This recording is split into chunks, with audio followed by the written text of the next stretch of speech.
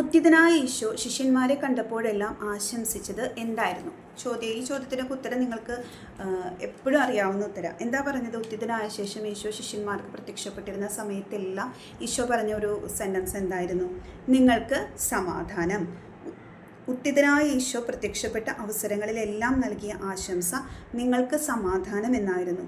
വിശുദ്ധ കുർബാനയിൽ പല പ്രാവശ്യം കാർമ്മികൻ ഈ ആശംസ നൽകുന്നുണ്ട്. അത് ഈ ചോദ്യത്തിൻ്റെ ഉത്തരമല്ല, എന്നാലും കൂട്ടത്തിൽ പറഞ്ഞതാണ്. സമാധാനം നിങ്ങളോട് കൂടെ എന്നച്ഛൻ പറയുമ്പോൾ നമ്മൾ എന്തെന്നാ മറുപടി പറയണേ?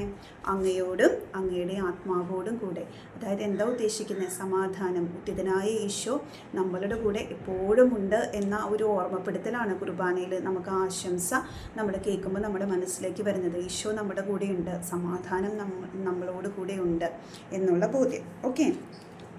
യൂദാസിന് പകരം ശിഷ്യനെ തിരഞ്ഞെടുക്കുന്നതിന് പത്രോസ് നൽകിയ മാനദണ്ഡം എന്തായിരുന്നു? യൂദാസ് കറിയോത്ത് ഈശോയെ ഒറ്റിക്കൊടുത്ത് പിന്നീട് സംഭവിച്ച കാര്യങ്ങളൊക്കെ അറിയാം. അപ്പം 11 ശിഷ്യന്മാരായി. അപ്പോൾ വീണ്ടും ഒരാൾ ആ സ്ഥാനത്തേക്ക് കടന്നു വരണം. അപ്പോൾ അതിനെന്ത് മാനദണ്ഡമാണ് പറഞ്ഞത്? അത് പേജ് നമ്പർ 76 തന്നെയാണ് കേട്ടോ അതിൻ്റെ ആൻസർ. ഈശോയുടെ കൂടെ ആയിരുന്ന് ഈശോയെ അനുഭവിച്ചറിഞ്ഞവർക്ക് അവിടുത്തെ പ്രഘോഷിക്കാനായിട്ട് സാധിക്കുകയുള്ളൂ. തങ്ങളുടെ പ്രസംഗത്തിൻ്റെ ആധികാരികതയായി യോഹന്നാൻ ശ്ലീഹ ഈ മിശിഹാനുഭവത്തെയാണ് പറയുന്നത്. അതായത് ഈശോയുടെ കൂടെ ആയിരുന്ന് ഈശോയെ അനുഭവിച്ചറിഞ്ഞവർക്കാണ് ഈശോയെ പ്രഘോഷിക്കാനായിട്ട് സാധിക്കുകയുള്ളൂ. അപ്പോൾ പത്രോസ് എന്താ പറഞ്ഞത്?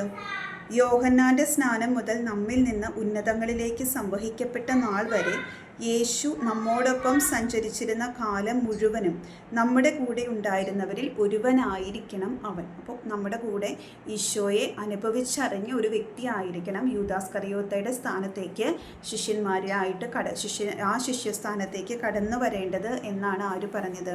പത്രോസ് ശ്ലീഹ പറഞ്ഞത്. അപ്പോൾ അതിൻ്റെ മാനദണ്ഡം എന്താണെന്ന് മനസ്സിലായല്ലോ? മിശിഹാനുഭവമാണ്. ഈശോയുടെ സ്നേഹം അനുഭവിച്ചവർക്ക് എന്താ പറയുക, ഈശോയെ ആ ഒരു അനുഭവം ഉള്ളവർക്ക് മാത്രമേ ഈശോയെ ഏറ്റുപറയാനുള്ള ധൈര്യം ഉണ്ടാവുള്ളൂ, ശക്തി ഉണ്ടാവുള്ളൂ. ഓക്കെ. അപ്പോൾ അതായിരുന്നു ആ ചോദ്യത്തിൻ്റെ ഉത്തരം.